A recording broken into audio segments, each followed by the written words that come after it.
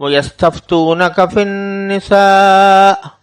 قُلِ اللَّهُ يُفْتِيكُمْ فِيهِنَّ وَمَا يُتْلَى عَلَيْكُمْ فِي الْكِتَابِ فِي يَتَامَى النِّسَاءِ اللَّاتِي لَا تُؤْتُونَهُنَّ مَا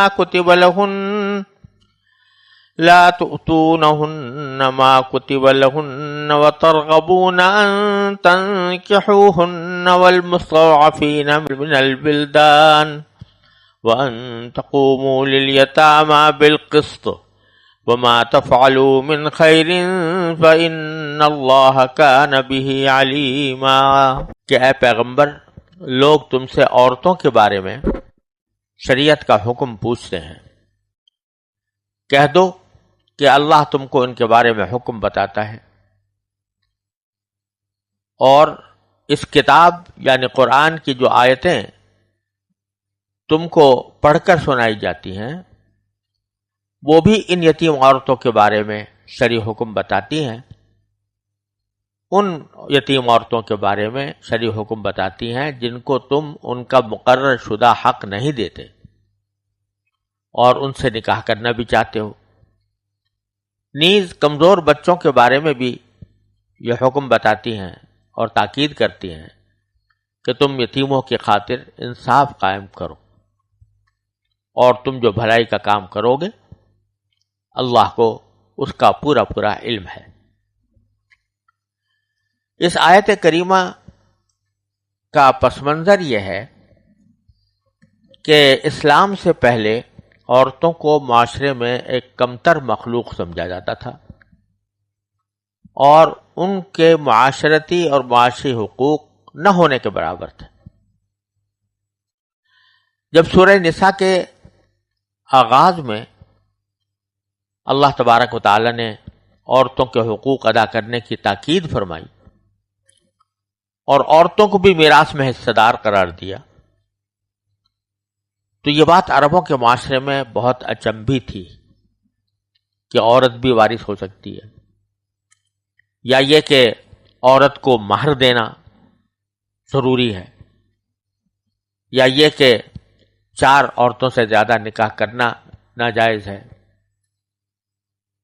تو اس قسم کے جو حقوق اللہ تبارک و تعالی نے خواتین کو عطا فرمائے وہ اہل عرب کے نقطہ نظر سے بالکل نامانوس تھے۔ تو جب شروع میں یہ حقوق ادا کرنے کی تاکید فرمائی گئی اور اس کے مطابق آیات نازل ہوئیں تو اس وقت بعض لوگ یہ سمجھتے رہے کہ عورتوں کو جو حقوق دیے گئے ہیں وہ شاید عارضی نوعیت کے ہیں اور کسی وقت منسوخ ہو جائیں گے، یعنی ان کے تصور سے یہ بات باہر تھی کہ عورتوں کو یہ حقوق ہمیشہ ہمیشہ کے لیے دیے جائیں،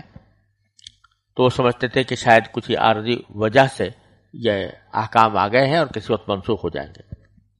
لیکن جب ان کی منسوخی کا حکم نہیں آیا تو ایسے حضرات نے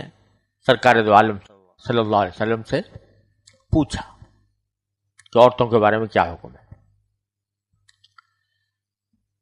اور قرآن کریم کی جو آیات پہلے نازل ہوئی ہیں ان میں بہت سے ایسے احکام آ چکے تھے۔ اس کے علاوہ پھر اللہ تعالیٰ نے یہاں پر اسی مناسبت سے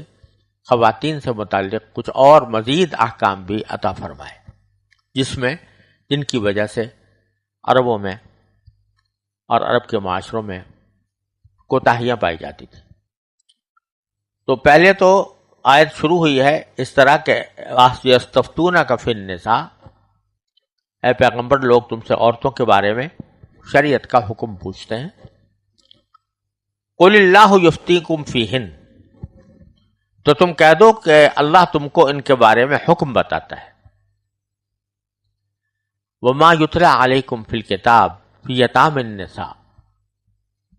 اور اس کتاب یعنی قرآن کی جو آیتیں جو تم کو پڑھ کر سنائی جاتی ہیں وہ بھی ان یتیم عورتوں کے بارے میں شرعی حکم بتاتی ہیں جن کو تم ان کا مقرر شدہ حق نہیں دیتے، اللاتی لا تؤتونہن ما کتب لہن، تم نہیں دیتے ان کو وہ حقوق جو اللہ تعالیٰ نے ان کے لیے فرض کیے ہیں، وترغبون ان تنکحوہن، اور ساتھ ساتھ یہ بھی چاہتے ہو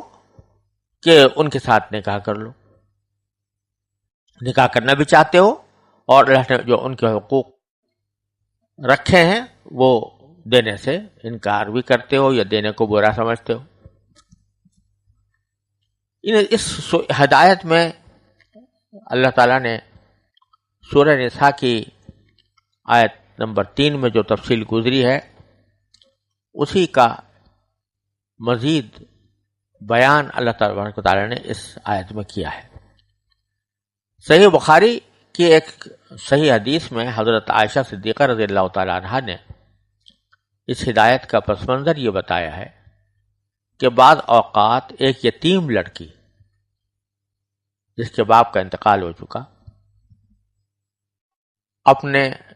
چچازاد بھائی کی ولایت میں ہوتی تھی. شریعت میں صورتحال یہ ہوتی ہے کہ اگر باپ نہ ہو تو بھائی، بھائی نہ ہو تو چچا،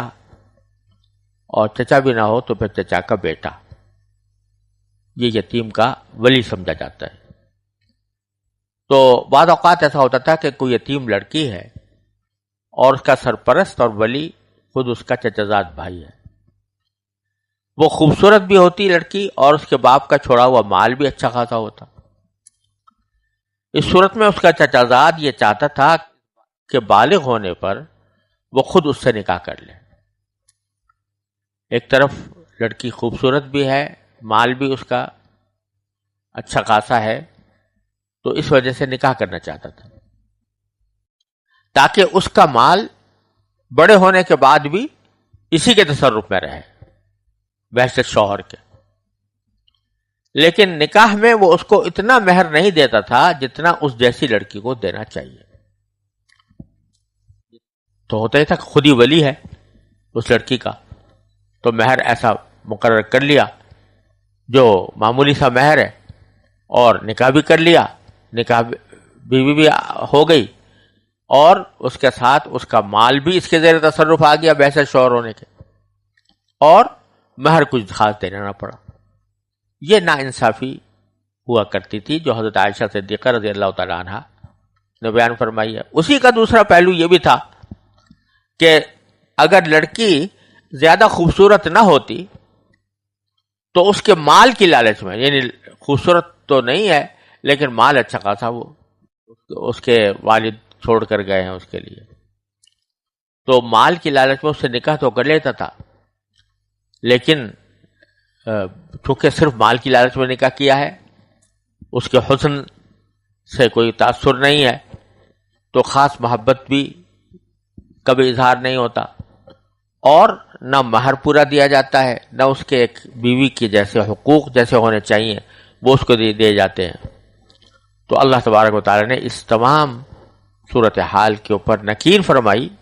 اور سورہ نساء کی آیت نمبر 3 میں بھی یہ فرمایا گیا تھا کہ اگر تم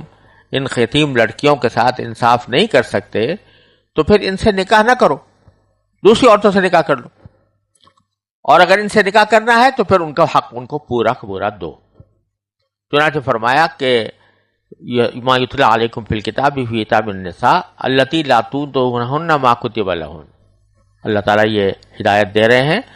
ان یتیم لڑکیوں کے لیے کے حق میں کہ جن کو تم ان کا حق نہیں دے رہے اور اس کے باوجود ان سے نکاح کرنا چاہتے ہو.